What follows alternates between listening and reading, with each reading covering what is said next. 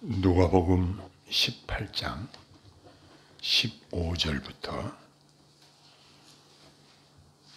27절 말씀까지 제가 봉독하겠습니다.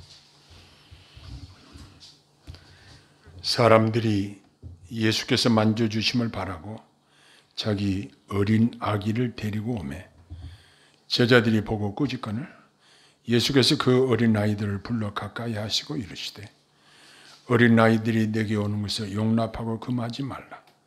하나님의 나라가 이런 자의 것이니라. 내가 진실로 너희에게 이르노니 누구든지 하나님의 나라를 어린 아이와 같이 받아들이지 않는 자는 결단코 거기 들어가지 못하리라 하시니라. 어떤 관리가 물어 이르되 선한 선생이며 내가 무엇을 하여야 영생을 얻으리이까? 예수께서 이르시되 내가 어찌하여 나를 선하다 일컫느냐? 하나님 한 분 외에는 선한 이가 없느니라.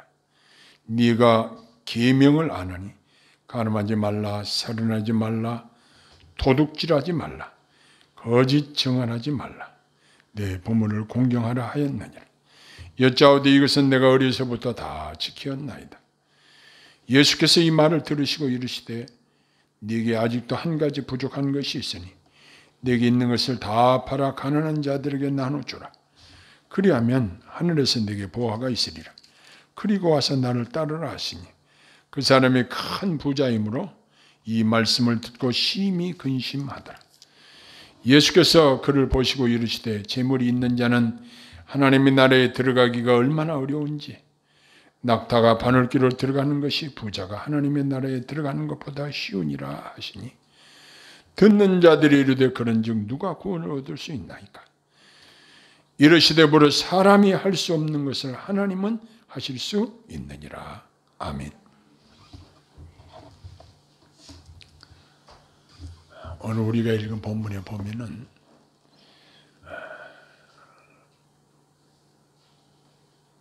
사람들이 자기 아이들을 예수님에게로 데리고 와서 예수님의 만져주심을 바라고 예수님에게 데리고 온 사건이 있습니다. 그런데 예수님의 제자들은 그 아이를 데리고 온 자들을 꾸짖었습니다. 우리 선생님이 이렇게 바쁘신데 어떻게 아이들까지 다 신경 써줄 수 있겠느냐? 애들이 있으니까 시끄럽고 왜 아이들은 데리고 왔느냐? 이렇게 아이를 데리고 온 사람들을 꾸짖었습니다. 예수님께서는 그들에게 말하기를 어린아이들이 내게 오는 것을 용납하고 금하지 말라. 천국이 이런 자의 것이니라. 이렇게 말씀하시고 그 아이들을 만져주시고 축복하시고 그러한 내용이 나옵니다. 유대인들은 그 당시 어린 아이들 하나의 인격체로 보지 않고 주님께 있어 귀찮은 존재로만 여겼던 것 같습니다. 그러나 어린 아이들도 우리 성인과 동일한 인격체로 주님과 얼마든지 교제할 수 있는 것입니다. 어린이들도 성령님의 도우심을 힘입어 구원 얻을 믿음을 가질 수 있습니다. 그러므로 우리 그리스도인들은 적극적으로 자녀들을 어릴 때부터 주님께 맡겨드리는 것이 필요한 것입니다. 그들의 생명의 주인이 하나님이심을 가르치고 주님의 사랑으로 양육하여야 합니다. 그리고 주의 교양과 훈계로 양육해야 할 것입니다. 이제 예수님께서는 이 어린 아이와 같이 받들지 않는 자는 결단코 들어가지 못하리라. 예수님의 말씀에 의지해서 신앙이 있어서 어린 아이 같은 특성을 지닌 신앙인이 되어야 천국에 들어갈 수 있다는 예수님의 말씀에 주의를 기울여야 할 것입니다. 어린 아이들은 겸손합니다. 그리고 부모를 절대적으로 신뢰합니다. 그리고 부모의 사랑에 응답합니다. 하나님은 이런 어린 아이 같은 신앙인을 원하신다고 주님이 말씀하시는 것입니다. 이어서 18절에 보면 어떤 관원이 예수님에게 나와서 어떻게 하여야 영생을 얻을 수 있습니까? 이 주제로 묻는데, 여기 본문에 보면 선한 선생님이요, 내가 무엇을 하여야 영생을 얻으리까? 이렇게 질문하고 있는데, 이 질문은 인생의 질문 중에서 최고의 질문이라고 할 수 있을 것입니다. 이 이야기는 인생의 가장 궁극적인 질문이라고 할 수 있습니다. 이에 대한 예수님의 답변은 19절에 보니까 예수께서 이르시되 내가 어찌하여 나를 선하다 일컫느냐? 하나님 한 분 외에는 선한 이가 없느니라. 이렇게 말씀하셨습니다. 주님은 당신을 하나님의 아들로 인정하지 않고 다만 한 랍비로만 보는 그 관원의 무지를 비판하신 것입니다. 누구든지 예수님을 하나님의 아들로 알지 못하고 믿지 못하면 그분께 대한 바른 신앙을 지닐 수 없고 그분의 말씀도 절대적인 하나님의 진리로 믿지 못하게 되는 것입니다. 마태복음 16장 16절에 베드로의 신앙 고백이 나오는데, 주는 그리스도시요 살아계신 하나님의 아들이십니다. 이렇게 고백하는 게 예수님께서는 바요나 시몬아 내가 복이 있다. 이를 네게 알게 하니는 혈육이 아니요 하늘에 계신 네 아버지시니라. 이렇게 말씀하신 적이 있으십니다. 그런데 여기 예수님에게 온 관원은 예수님이 말씀하신 사람에게 대한 대인 관계에 대한 계명을 다 지켜왔다고 자랑을 하고 있습니다. 하나님이 계명을 주신 목적은 그것을 다 지켜서 구원 얻게 하려는 것이 아니라 율법을 쳐다보면서 나는 율법을 지킬 수 없는 인간의 한계를 깨닫게 하려고 주신 것이 바로 율법이라는 것입니다. 그래서 사도 바울이 이렇게 이야기를 했습니다. 오호라 나는 공고한 사람이로다. 이 사망의 몸에서 누가 나를 건져내랴. 사도 바울과 같이 영성이 탁월한 그러한 사도도 이러한 탄식을 했다고 한다면 어느 누구도 자기 행위를 자랑할 수 있겠습니까? 그런데 여기 이 관원은 자기는 어렸을 때부터 율법을 다 지켜왔다고 자신만만하게 말하는 것은 자신이 하나님 앞에서 율법을 완전히 지키지 못한 죄인이라는 사실에 너무나도 무지한 자라는 것을 스스로 드러내는 말입니다. 누구든지 이러한 율법주의적으로 가르치거나 그렇게 믿는 것은 참으로 어리석은 일입니다. 영생은 내가 율법을 지켜서 구원을 얻는 것이 아니라 우리 대신 율법을 다 지키시고 율법의 요구를 다 이루셔서 율법의 요구대로 저주를 받으신 예수 그리스도의 속죄의 은혜를 믿음으로만 구원을 얻을 수 있음을 우리는 믿어야 하는 것입니다. 예수님은 이 관원에게 네가 오히려 한 가지 부족한 것이 있다. 이렇게 말씀하셨습니다. 뭐라고 말씀하셨냐면 내게 있는 것을 다 팔아 가난한 자들에게 주라. 그리하면 하늘의 보화가 네게 있으리라. 그리고 와서 나를 따르라. 이렇게 말씀하셨습니다. 그런데 여기 이 관원은 큰 부자라고 그랬습니다. 여러분 요새는 돈이 얼마나 있으면 큰 부자라고 합니까? 한 100억 정도 있으면 큰 부자라고 합니까? 어제 어떤 친척의 집에 갔었는데 그 집이 이 집은 한 15억 정도 가냐고 그랬더니 한 20억 정도 간다고 그러더라고요. 여러분 일해서 월급 타서 그걸 모아가지고 20억짜리 집을 하나 살려면 몇 년이나 모아야 될까요? 이건 정말 힘든 일이죠. 요즘 서민들이 얼마나 힘들게 살고 있는가를 요즘 새삼 느낍니다. 그런데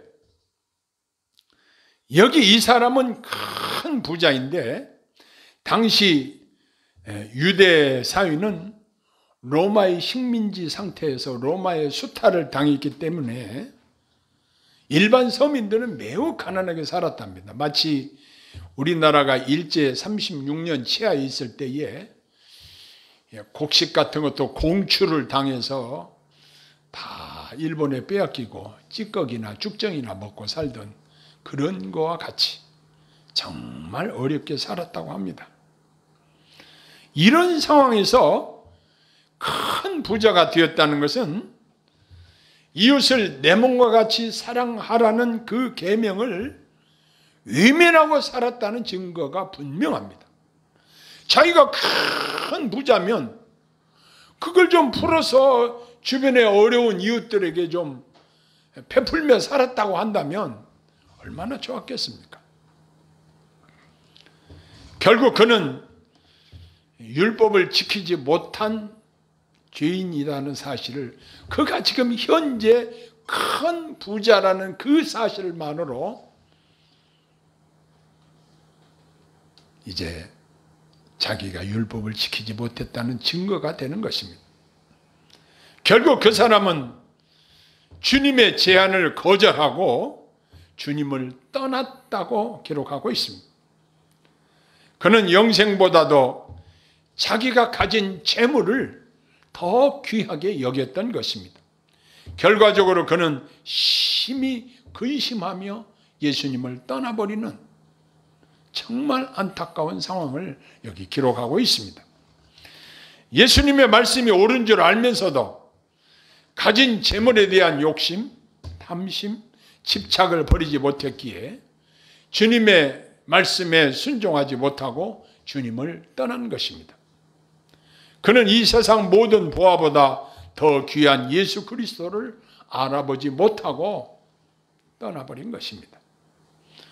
예수 그리스도를 통해서 하나님의 은혜를 받고 예수 그리스도를 통해서 의롭다 하심을 얻고 예수 그리스도를 통해서 하나님의 자녀의 특권을 얻게 되며 예수 그리스도를 통해서 성령님을 받게 되는데, 그리고 그리스도를 통해서 하나님과 교통하게 되는데, 주님을 떠난다는 것은, 주님과 분리되었다는 것은 인생의 가장 큰 비극이라고 말할 수 있는 것입니다. 예수 그리스도야말로 우리에게 가장 귀한 보화이십니다. 그래서 사도 바울은 그리스도라는 보배를 자신이 가졌다. 자신은 질그릇과 같은데 질그릇 안에 보배 되신 그리스도께서 계신다. 이런 표현을 사용했습니다. 여기 이 부자는 돈이 아까웠어요. 그 돈을 풀어서 가난한 자에게 나누어 주라는 예수님의 말씀을 순종하지 못하고 주님을 떠났습니다. 그가 떠난 후에 예수님께서는 이런 말씀하셨습니다. 부자가 구원 얻기가 어렵다는 주님의 말씀을 하시는데 어느 정도로 말씀하셨냐면, 재물이 있는 자는 하나님의 나라에 들어가기가 얼마나 어려운지, 낙타가 바늘귀로 들어가는 것이 부자가 하나님의 나라에 들어가는 것보다 쉬우니라 그랬습니다. 아이, 그러면 부자 되면 안 되겠네, 이런 생각이 들지 모릅니다. 그런데 그 당시 사람들이 부자라고 그러면 하나님을 믿는 사람들이 어떤 생각들을 가지고 있었냐면, 하나님의 축복을 많이 받은 사람이다, 이런 개념으로 부자들을 바라보고 부러워하는 눈으로 보고 있었다고 합니다. 그런데 예수님의 이 말씀을 듣고 제자들의 반응이 어떻게 나오냐? 그런즉 누가 구원을 얻을 수 있나이까? 이렇게 제자들이 질문을 합니다. 이에 주님은 무릇 하나님이 할 수 없는 것을, 사람이 할 수 없는 것을 하나님은 하실 수 있느니라, 이렇게 말씀하십니다. 부자건 가난하건 나이가 어리건 나이가 많건 남자건 여자건 사람을 구원하시는 것은 하나님의 절대 주권이라는 사실입니다. 하나님이 자기의 뜻대로 예정하시고 자기의 뜻대로 구원하실 자를 구원하신다는 사실입니다. 사람이 영생을 얻는 것은 이 부자의 생각대로 내가 무엇을 하여야 영생을 얻으리까? 자기가 뭘 해서 영생을 얻는 것으로 그 방법을 찾기 위해서 예수님께 질문을 했지만, 우리가 뭘 해서 구원을 얻는다는 것은 율법주의요 공로주의입니다. 그러나 나는 공로 없도다. 예수의 피밖에 없네. 나의 의는 이것뿐 예수의 피밖에 없네 하는 찬송가 가사처럼 우리의 공로가 내놓을 게 뭐가 있습니까? 주님, 나는 부끄러운 것밖에 없고 주님 앞에 악하고 게으른 종이라고 책망받을 것밖에는 없는데, 내가 한 공로를 내세워서 내가 구원을 받는 그 법칙을 내게 적용하신다고 한다면 내가 어떻게 구원을 얻을 수 있겠습니까? 그렇습니다. 내 공로로 구원을 얻는다는 것은 도무지 불가능한 일입니다. 불교에서는 고행을 통해서 해탈의 경지에 이른다고 가르치고 있습니다. 아무리 평생 동안 동냥을 하고 구걸을 하려고 하고 어려움을 당하고 해도 그것이 하나님 나라에 들어가는 조건은 부합하지 않는 것입니다. 다만 예수 그리스도로 말미암아 그분의 대속의 은총으로 말미암아 저와 여러분들이 구원의 반열에 들게 되었다는 이 사실입니다. 그러니까 하나님의 은혜를 주장해야지 자기의 공로를 내세우려고 하고 어떤 방법론을 알려고 하는 것은 그 출발점 자체가 잘못되어 있는 것입니다. 라비요, 내가 무엇을 하여야 영생을 얻으리까? 이 부자 관원의 생각은 도무지 주님의 생각과는 거리가 멀었습니다. 예수님께서는 그 사람의 마음을 아셨습니다. 그 사람이 얼마나 재물을 사랑하고 얼마나 악착같이 재물을 모아서 큰 부자가 된지를 알고 계신 주님이 네 재물을 팔아 가난한 자들에게 주라. 그리고 나를 쫓아라. 예수님을 따르자니 자기 재물을 가난한 자들에게 줘야 되겠고, 그러면 자기는 가난뱅이가 될 거 아니냐, 이런 생각을 해보니 도무지 그 말에 따를 수가 없었던 것입니다. 결국 주님을 떠나버리고 말았습니다.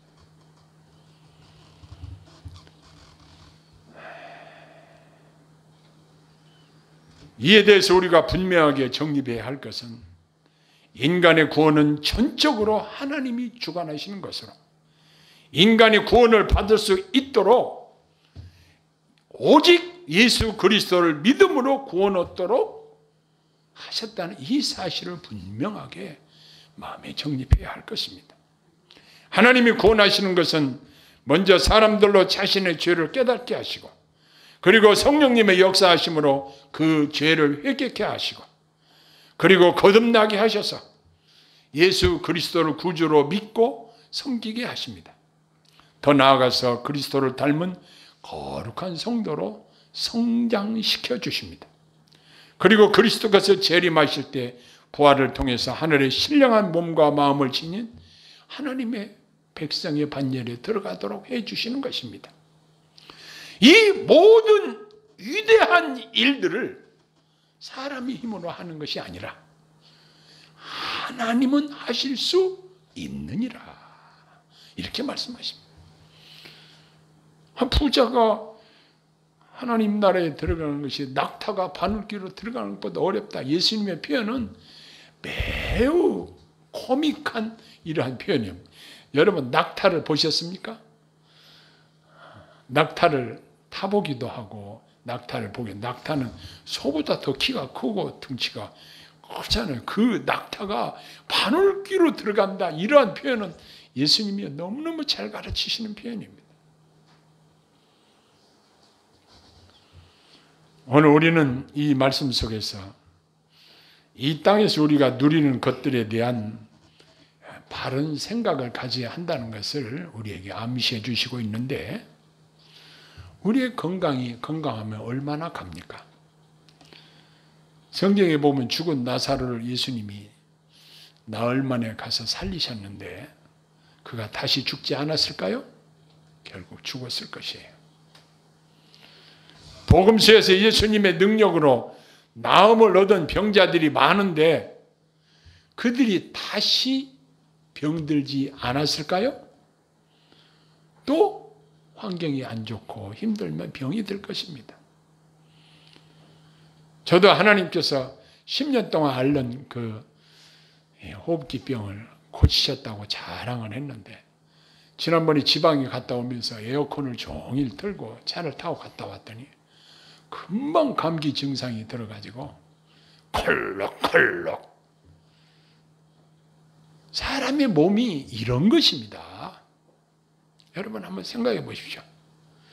우리 이 땅의 건강 아무도 자랑할 수 없습니다.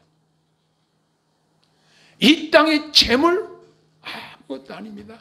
내가 가진 좋은 집, 여러분 우크라이나사 때 포격을 받은 그 아파트들 여러분들 영상으로 보셨잖아요. 얼마나 비참하게 파괴되었는가. 그 안에 사는 사람들이 얼마나 많이 희생되고, 그렇게 잘 지은 아파트들이 그냥 폐허가 돼서, 어느 도시는 90% 이상 폐허가 되고 도무지 사람이 살려야 살 수 없는 그런 환경으로 바뀌었다는 뉴스를 우리들이 접하고 삽니다.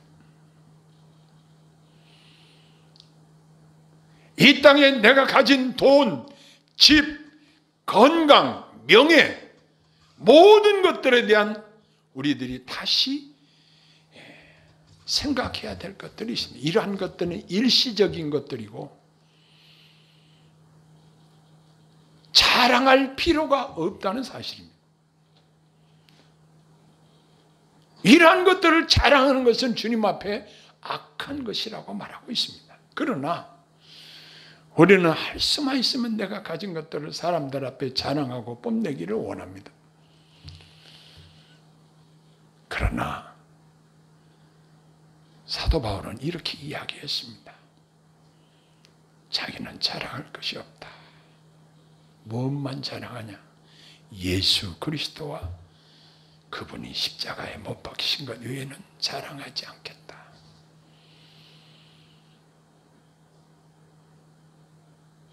저와 여러분들이 이 부자 관원을 보면서 많은 생각을 하게 될 것입니다. 나를 구원하신 하나님, 이 하나님의 뜻에 합당하게 살아야 되겠다.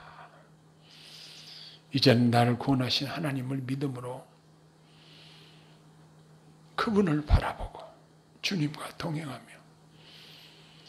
주님의 말씀에 순종하며 살아야 되겠다. 이런 마음의 각오와 결심이 서 있을 줄로 믿습니다. 이제 우리의 시선과 관심이 찬송가 가사처럼 저 높은 곳을 향하여 날마다 나아갑니다. 그렇습니다. 저와 여러분의 관심이 하나님 나라에 관심을 두고 영생을 주신 하나님께 감사하며 하나님께 영광 돌리며 주님을 따라가는 귀한 복된 성도님들이 다 되시기를 바랍니다. 기도하겠습니다. 하나님 아버지, 저희들을 사랑하시고 지금까지 인도하시고 은혜 베푸심을 감사합니다. 저희들은 이 땅에 눈에 보이는 것들을 쟁취하기 위해서 날마다 고군분투 힘쓰고 애쓰고 활동하고 있습니다. 그러나 그보다 소중하신 예수 그리스도를 붙잡게 하시고 주님의 말씀에 순종하여 살게 하시고 믿음으로 살게 하시며 나를 구원하신 하나님께 감사하는 그러한 마음으로 살게 하여 주옵소서. 예수님 이름으로 감사하며 기도하옵나이다. 아멘.